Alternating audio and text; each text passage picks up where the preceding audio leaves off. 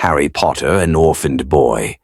Harry Potter, an orphaned boy living a miserable life with his cruel aunt and uncle, the Dursleys, discovers on his 11th birthday that he is a wizard. Hagrid, a giant of a man, delivers the news and invites him to attend Hogwarts' School of Witchcraft and Wizardry. Harry learns that his parents were killed by a dark wizard named Lord Voldemort, who also tried to kill Harry as a baby, but mysteriously vanished after failing. Harry is famous in the wizarding world as the boy who lived. At Hogwarts, Harry befriends Ron Weasley and Hermione Granger. They are sorted into Gryffindor House and quickly become embroiled in the mysteries of the school. They learn about the Sorcerer's Stone, an object that grants immortality and can make gold hidden within Hogwarts. A dangerous plot is underway to steal the stone, and Harry suspects Professor Snape, who seems to despise him. The trio navigates various challenges, including learning spells, attending classes, and dealing with school rivalries, particularly with Draco Malfoy of Slytherin House. They also discover that Hagrid has a dragon, which is illegal, and that Fluffy, a giant three-headed dog guarding a trapdoor, is involved in protecting something. As they investigate, they uncover more clues pointing to the Sorcerer's Stone being hidden in a forbidden section of the library and guarded by a series of magical obstacles. They realize the stone is in grave danger and decide they must retrieve it before Voldemort or his accomplice can get it. Their suspicions about Snape grow, especially when he appears to be under Voldemort's influence. During a Quidditch match, Harry is attacked by a possessed professor, which further solidifies their belief that Snape is the culprit. They bypass Fluffy, who is put to sleep by a magical flute given to Hagrid by a mysterious stranger. The trio then faces a series of chambers designed to protect the stone. Hermione uses her quick thinking and knowledge to overcome a magical chess game, where Ron bravely sacrifices himself to allow Harry to proceed. Harry then faces a riddle of potions, which he solves using logic and Hermione's earlier advice. Finally, Harry enters the last chamber alone and confronts not Snape, but Professor Quirrell, who has been secretly working for Voldemort. Quirrell reveals that Voldemort is a parasite living on the back of his head, invisible to most, and that he has been manipulating Quirrell all along. Voldemort wants the Sorcerer's Stone to regain his full power and immortality.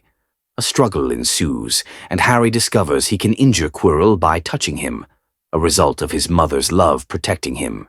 Voldemort's spirit flees Quirrell's body as Harry continues to burn him. Quirrell ultimately crumbles to dust. Harry, exhausted and injured, is found by Dumbledore, the headmaster. Dumbledore explains that Harry's mother's sacrifice, fueled by love, is what protected him. He also reveals that Snape was actually protecting Harry all along, having overheard Voldemort's plot and fearing for Harry's safety. The Sorcerer's Stone is destroyed to prevent further attempts to steal it. The school year ends with the Gryffindor house winning the House Cup, thanks to the points awarded to Harry, Ron, and Hermione for their bravery and resourcefulness.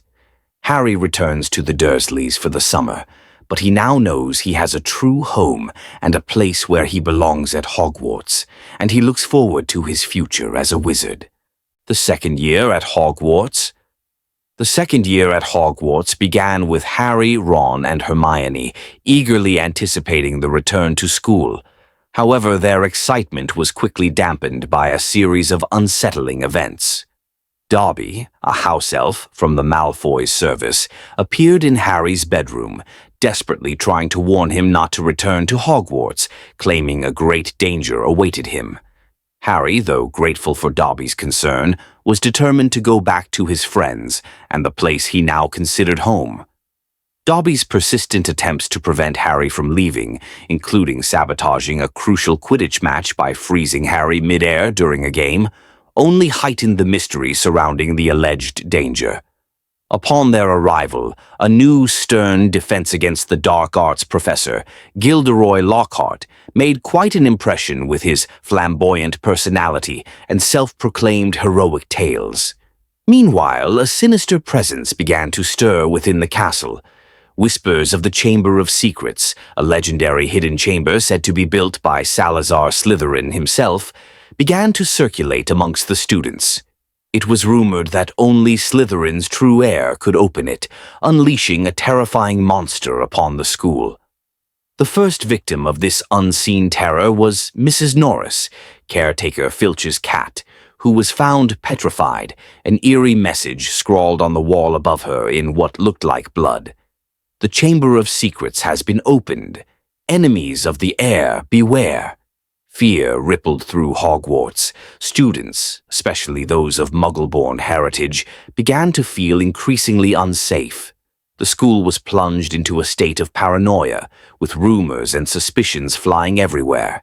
Harry, Ron, and Hermione, despite the growing fear and the school's lockdown, were determined to uncover the truth.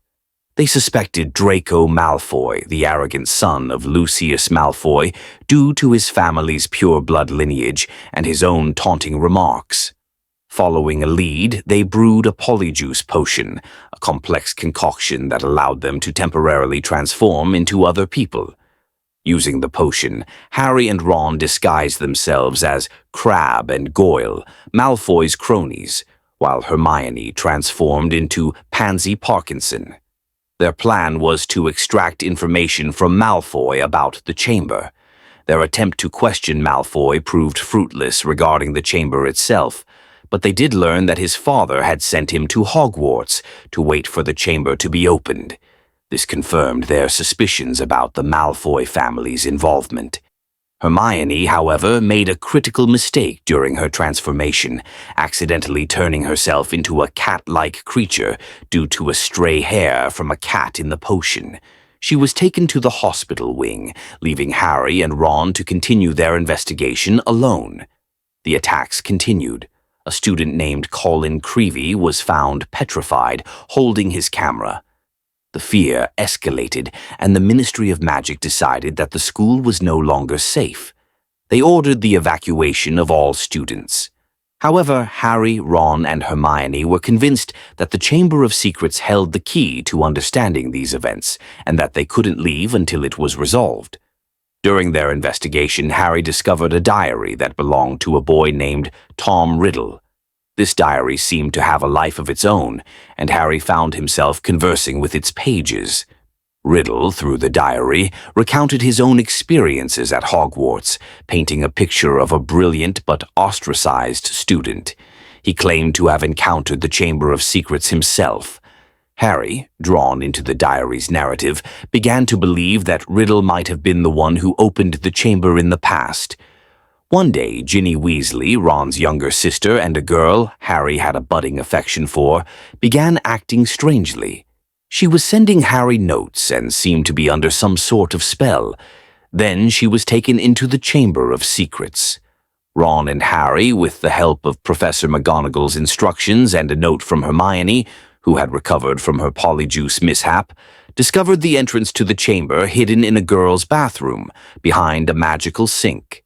With no other choice, Harry and Ron ventured into the dark, snake-infested passage.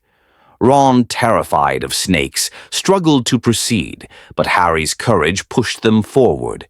They found Ginny unconscious at the end of the chamber, lying before a colossal statue of Salazar Slytherin. Standing over her was none other than Tom Riddle, who revealed himself to be a young Lord Voldemort, the very same dark wizard who had terrorized Harry's parents and tried to kill him as a baby. Riddle explained that he was a memory preserved in the diary, a manifestation of Voldemort's younger self. He confessed to opening the chamber and unleashing the basilisk, a giant serpent whose gaze could kill. He revealed that he had manipulated Ginny through the diary, feeding on her fears and insecurities, and using her to open the chamber. He intended to use Ginny's life force to regain his full strength and power. Just as Riddle was about to kill Ginny, Harry, armed with his Gryffindor sword, which had appeared magically before him, confronted Voldemort. Dobby, who had been freed by Harry earlier in the year, apparated into the chamber, bringing with him a powerful weapon, a sock. He used it to defeat the basilisk which had been attacking Harry. Harry then used the basilisk's fangs to destroy the diary, thereby destroying Tom Riddle and Voldemort's hold over Ginny. With the Chamber of Secrets defeated and the basilisk slain, the petrified students, including Ginny and Mrs. Norris, were revived by Professor Sprout's Mandrake restorative draft. The school rejoiced, and Harry, Ron, and Hermione were hailed as heroes. Gilderoy Lockhart, exposed as a fraud and a coward, was sent to St. Mungo's Hospital for magical maladies and injuries.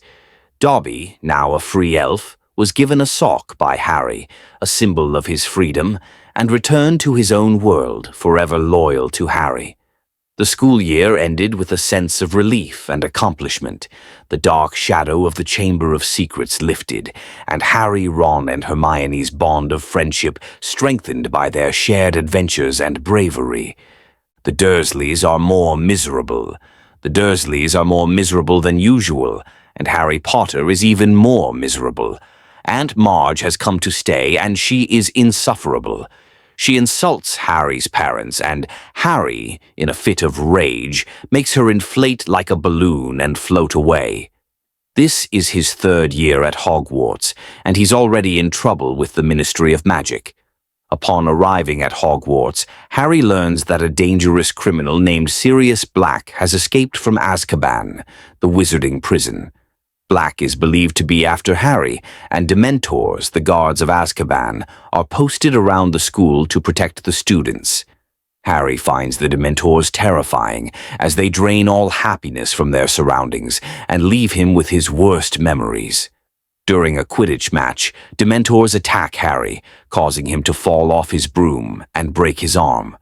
Professor Lupin, the new defense against the dark arts teacher, rescues him.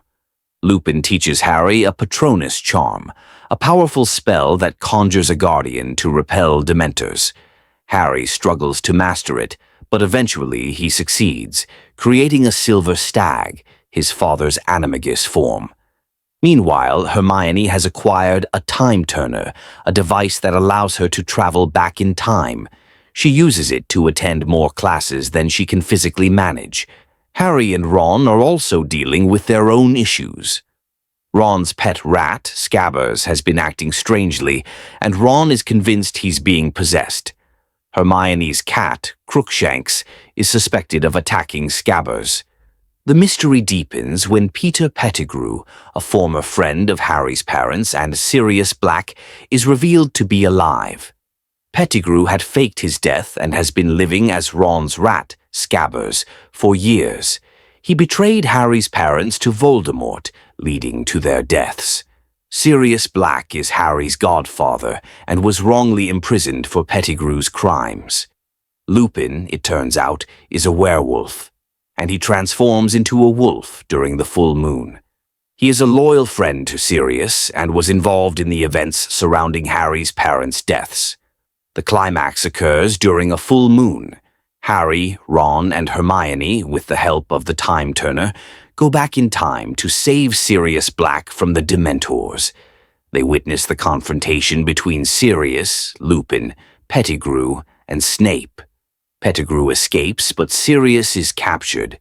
Using the Time Turner, Harry and Hermione go back further in time and manage to free Sirius from the Dementors just before they can drain his soul.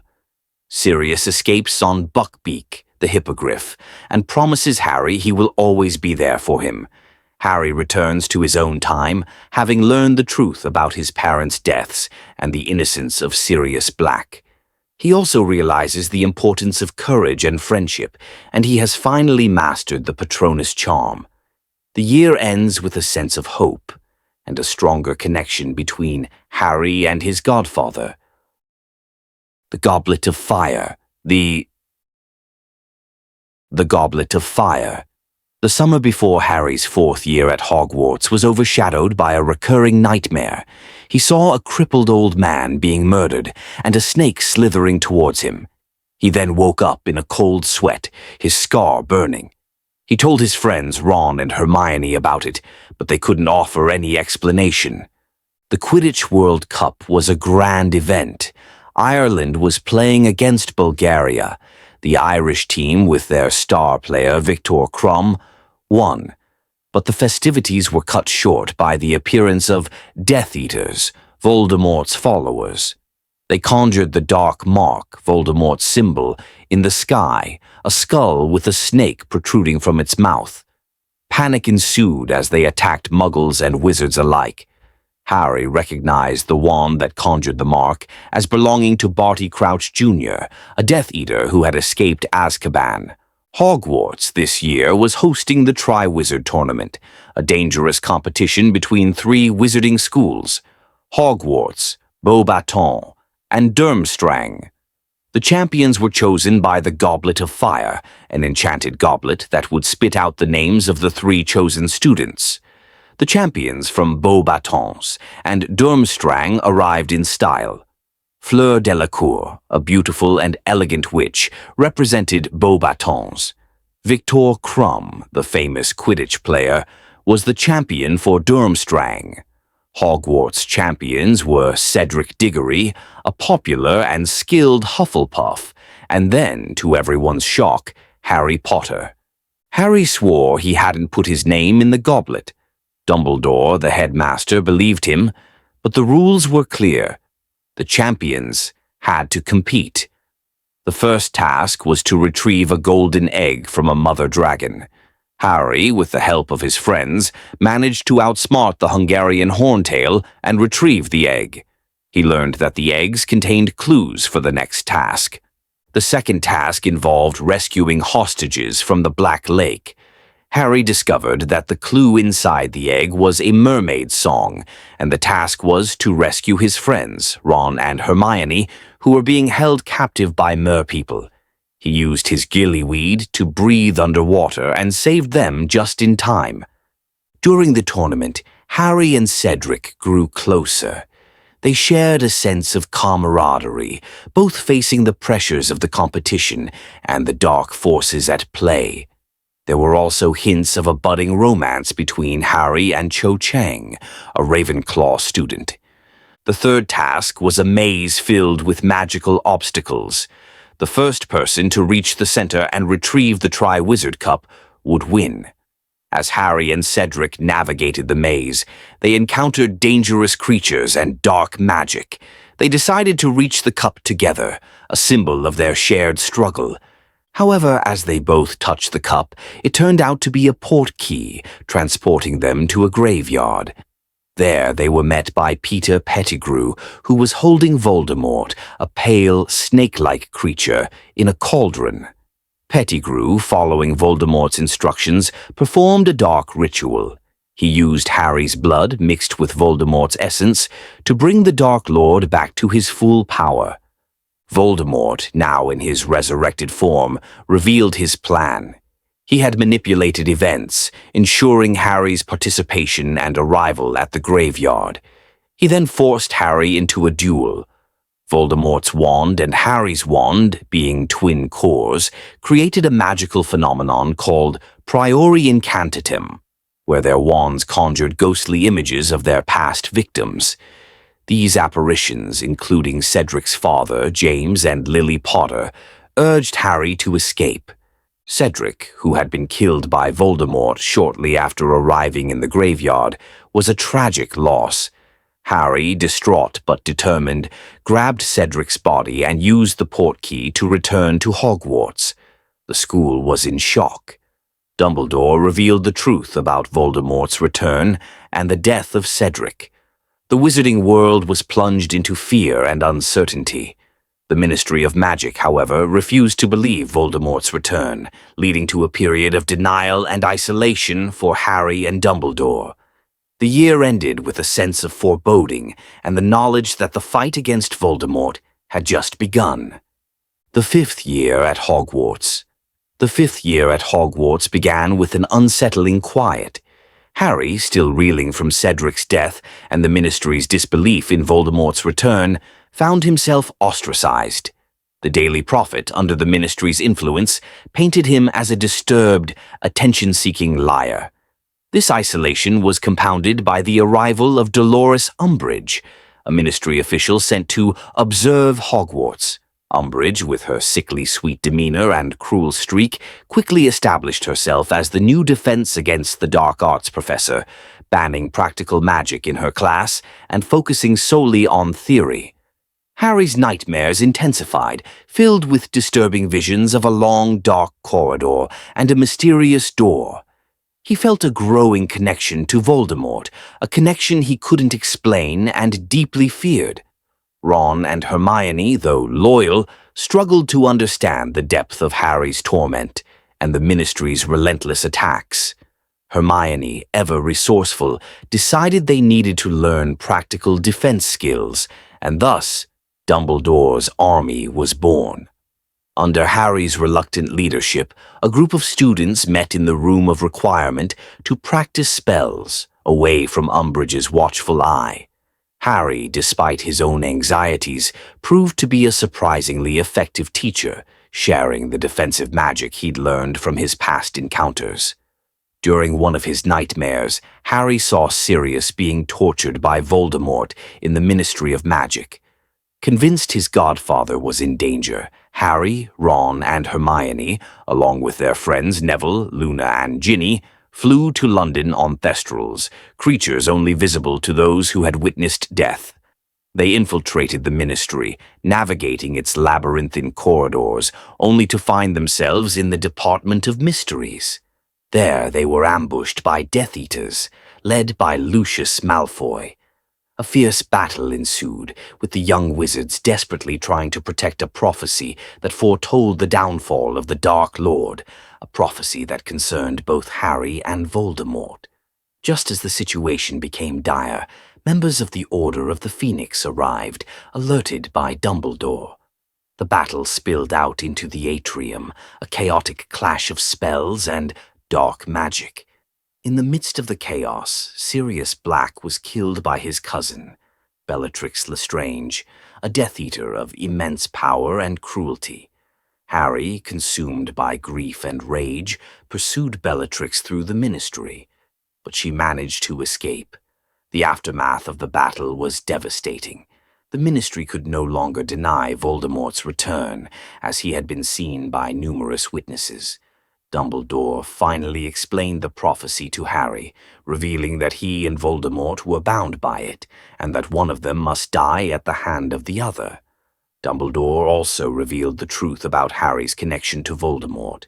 It was a result of Voldemort's attempt to kill Harry as a baby, which had inadvertently created a piece of Voldemort's soul within Harry. This connection, Dumbledore explained, was why Harry had been experiencing Voldemort's thoughts and emotions. The year ended with a heavy heart for Harry. He had lost his godfather, faced the undeniable return of his nemesis, and carried the burden of a prophecy. Yet, he had also found strength in his friends, honed his magical abilities, and begun to understand the complex nature of his connection to Voldemort. As he left Hogwarts for the summer, the weight of the future pressed down on him, but so too did the resolve to face whatever challenges lay ahead, no longer alone, but with the unwavering support of his friends and the knowledge that he was destined to confront the Dark Lord. The 6th year at Hogwarts. The 6th year at Hogwarts began with a cloud of unease. Lord Voldemort's power was no longer a whispered rumor. It was a tangible threat, his Death Eaters openly terrorizing the wizarding world. The Ministry of Magic, once dismissive, was now in disarray, their attempts to control the situation proving futile. Harry Potter, now 16, felt the weight of this darkness keenly. He was haunted by visions, glimpses into Voldemort's past, his mind an increasingly unstable battleground. Professor Dumbledore, recognizing Harry's unique connection to the Dark Lord, took him under his wing, embarking on a series of private lessons. These weren't about defensive spells or charms, but about delving into Voldemort's history, specifically his creation of Horcruxes, objects containing fragments of his soul, making him immortal. Dumbledore believed that if they could find and destroy these Horcruxes, Voldemort would become mortal and vulnerable. Their quest led them to a remote cave, guarded by treacherous enchantments, and a lake filled with the undead. Dumbledore, weakened by a curse from a previous Horcrux hunt, bravely faced the Inferi. Harry, though terrified, supported him, fetching a potion that Dumbledore drank, hoping it would alleviate the curse's effects. The potion, however, was not what it seemed. It was a powerful, agonizing draught that left Dumbledore severely debilitated. Back at Hogwarts, the atmosphere was thick with tension. Draco Malfoy, once a rival, was now a brooding, secretive figure, often seen lurking in the shadows. Harry, suspicious of Malfoy's activities, began to investigate. He suspected Malfoy was involved in a plot to bring Death Eaters into the school, a fear that grew as he witnessed Malfoy conversing with Professor Snape, who seemed to be protecting Draco. Meanwhile, Ron and Hermione's relationship was blossoming, albeit with the usual teenage awkwardness and jealousy. Hermione, ever the pragmatist, was worried about the escalating danger, while Ron found himself increasingly smitten with Lavender Brown, much to Hermione's dismay. Harry, caught in the middle of their romantic entanglements, tried to navigate his own burgeoning feelings for Ginny Weasley, Ron's younger sister. Dumbledore, increasingly frail, continued his lessons with Harry, revealing more about Tom Riddle's past and his descent into darkness. They learned about his childhood in an orphanage, his ambition, and the creation of his first Horcrux, his diary. Dumbledore believed he had found the location of another Horcrux, a locket hidden within a sea cave. The climax of the year unfolded during a tense Quidditch match, where Harry excelled, leading Gryffindor to victory. However, the celebration was short-lived. While Dumbledore was away with Harry on their Horcrux mission, the castle was infiltrated by Death Eaters, led by Draco Malfoy. Snape, seemingly allied with the Death Eaters, confronted Dumbledore on the astronomy tower. Harry, hidden by his invisibility cloak, watched in horror as Snape uttered the killing curse, sending Dumbledore plummeting to his death. The shock and grief were immense. Snape now revealed as a traitor, and the other Death Eaters escaped, leaving Hogwarts in ruins and Harry devastated. In the aftermath, Harry learned the truth from Professor McGonagall and other members of the Order of the Phoenix. Snape, far from being a traitor, had been acting under Dumbledore's orders. Dumbledore, knowing he was dying from the curse he'd sustained, had made Snape promise to kill him, to spare him the agony, and to ensure Voldemort's trust in Snape remained intact. Snape had also been tasked with protecting Harry. The locket they had retrieved from the cave, it turned out, was a fake. The real Horcrux was still out there, and Harry, alongside Ron and Hermione, resolved to leave Hogwarts the following year to hunt down the remaining Horcruxes and destroy Voldemort, a mission that would carry them far beyond the familiar halls of their school. The year ended, not with graduation, but with a profound loss and a grim determination to face the darkness that lay ahead. Harry, though still a student, had taken on the mantle of a warrior, his path irrevocably set on a collision course with the Dark Lord. Harry Potter and the Deathly Hallows, the road into darkness. The wizarding world was no longer what it used to be. Fear no longer traveled in whispers. It now walked openly through the streets. Lord Voldemort had returned and no longer felt the need to hide his power. The Ministry of Magic was on the verge of collapse. Death Eaters were no longer lurking in dark corners, but standing at the very heart of authority. There was nowhere left that was truly safe. Escape from Privet Drive. As Harry Potter approached his 17th birthday, he spent his final days at the Dursleys' house. His mother's protective charm was about to fade, meaning Voldemort would soon be able to attack him directly. The Order of the Phoenix devised a dangerous plan to move Harry to safety, the Seven Potters plan. To confuse Voldemort and his followers, 6 people drank Polyjuice Potion and transformed into Harry. The sky was stormy. During the escape, Death Eaters attacked. Hedwig was killed. Alastor Moody died. And Harry, pursued by Voldemort himself, instinctively cast a dark spell. It was yet another sign of how dangerous the connection between Harry and Voldemort had become. The wedding and a world falling apart. Harry, Ron, and Hermione took refuge for a short time at the Weasley family home. Soon after, they attended Bill and Fleur's wedding. Music played, people danced, and laughter filled the air. But the happiness was brief. The Ministry of Magic had fallen. The Death Eaters were coming. The trio fled the wedding and set out toward the unknown. Student life was over. There was no more running. Only the hunt remained. The hunt for Horcruxes begins. Dumbledore was dead, but he had left Harry a legacy, a mission. The Horcruxes, objects in which Voldemort had hidden fragments of his soul, had to be found and destroyed. Yet Dumbledore had not revealed everything. Harry, Ron, and Hermione knew what they were looking for, but not where to find it. Their first target was the Ministry of Magic. Using a dark and risky plan, they infiltrated the building. It was no longer a place of justice, but the center of fear. Dolores Umbridge was wearing Salazar Slytherin's locket.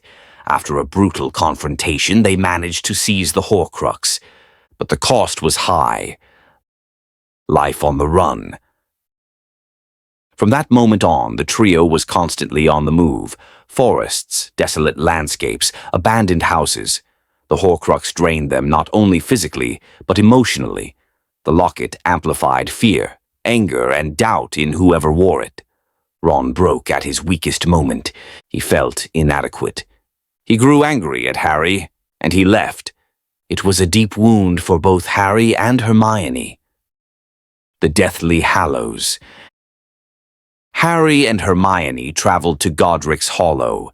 They visited the graves of Harry's parents. There they encountered a mysterious symbol, the sign of the Deathly Hallows.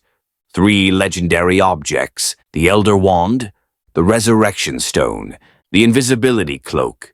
Whoever united them could conquer death itself.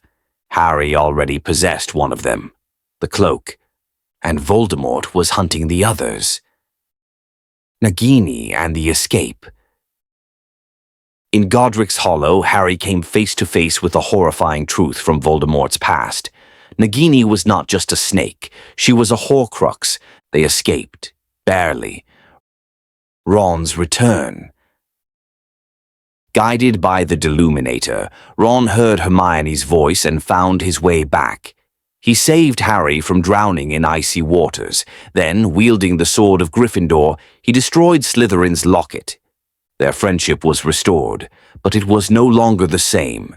It was deeper, heavier, more mature.